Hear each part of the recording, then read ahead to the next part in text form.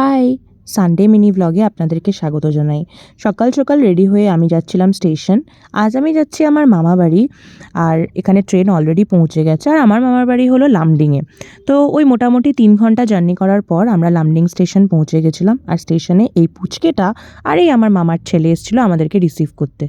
আর যেহেতু আমি সকালেই বেরিয়েছি, কিছু খাইনি, তাই খুব খিদে পেয়েছিল। তাই এক মামার দোকানে ডোসা অর্ডার করলাম। আর ডোসাটা খেতে দারুণ ছিল।